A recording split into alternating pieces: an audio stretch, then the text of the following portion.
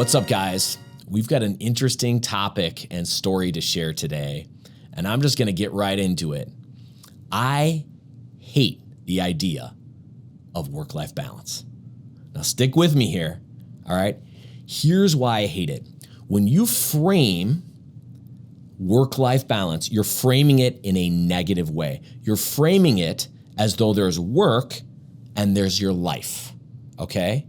But it's all just life. It's all just life. So when you frame it in work-life balance, you're already starting off in the hole. You're already saying life begins at 5 p.m. Life begins Friday at 5 p.m. or life is on the weekend. And then many of you, you'll know what I'm talking about. When you frame it as work-life balance and your life is on the weekend, what happens at Sunday at 1, 2, 3 p.m.? Well, you magically turn into a Sunday jerk. A Sunday jerk, all right?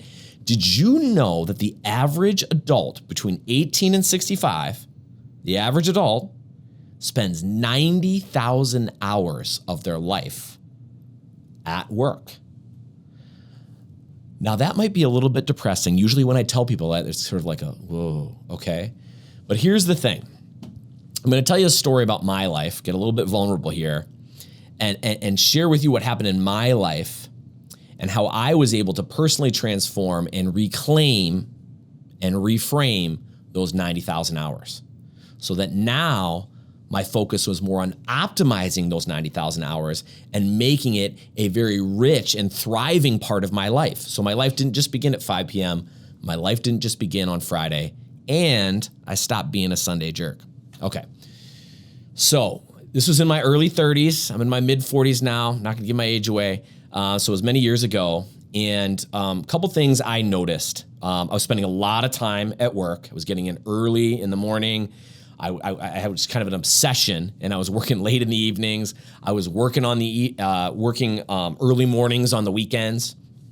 And what I noticed would happen was right around that Sunday at 1, 2 o'clock, I might be watching the Packer game, and all of a sudden I could feel the anxiety. I could feel the agitation.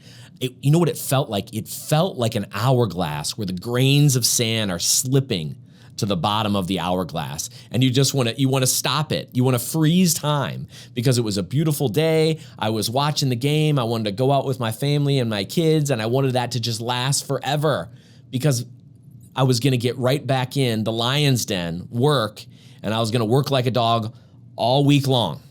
Okay? I had a work-life balance mentality. It wasn't very balanced, but I had that framework. There was work, and then there was my life. There was this thing I did as a means to an end, the end being my real life, that weekend life, okay?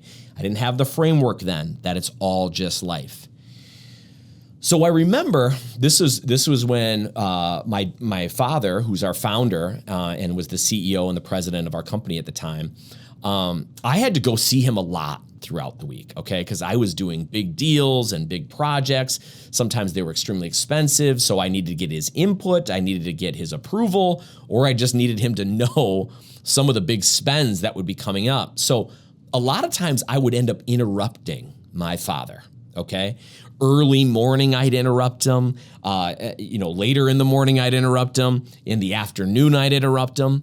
And did you know in all that time, never once did I interrupt my father and he acted annoyed. Never once did he, what's it this time, Joe? Not one time. Now, don't get it twisted. My dad got mad at me at times, okay? Ever since I was a little boy all the way up to when he retired. Every now and again, he'd let me have it, but he never let me have it when I interrupted him. And so one time, I'm interrupting him, and I know he's busy. I know he's got some important work. So I'm interrupting my dad, and he just turns to me. He's got a big smile on his face. He says, yeah, Joe, what can I do for you? I mean, never once, Joe, give me 10 minutes. Nothing like that. Just come on in, smile on his face. What can I do for you? And I said, well, here's what you can do. You can tell me how you're always so happy when I walk in the room and you're excited to hear me out. How is that possible? I know you're busy. I know you have stress. I know you have anxiety. How is it that you're that way? So one of the things my dad told me in that moment is he said, Joe, some people, their mission field is to be a missionary and to go to another country or to do something else. Okay, he said, but this is my mission, Joe. This is my mission.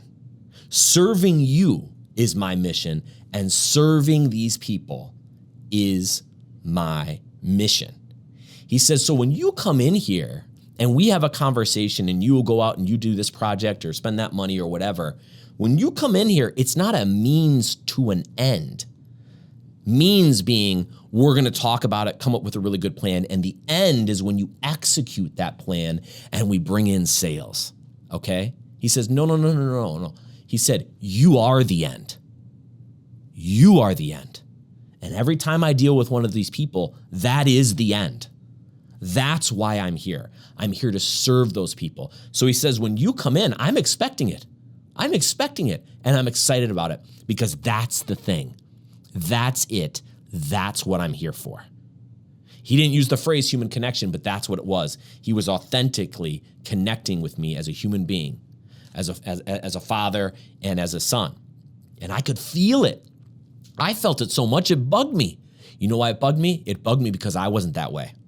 It bugged me because I wanted to be that way, and I needed to know the secret. So, how was I able to transition? Well, it was because of him modeling it day in, day out, and then telling me it.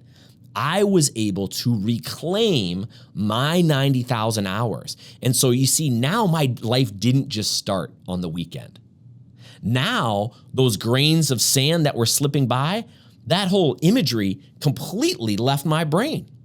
Now, do I want a rich, thriving life with my wife and my kids outside of work? Absolutely.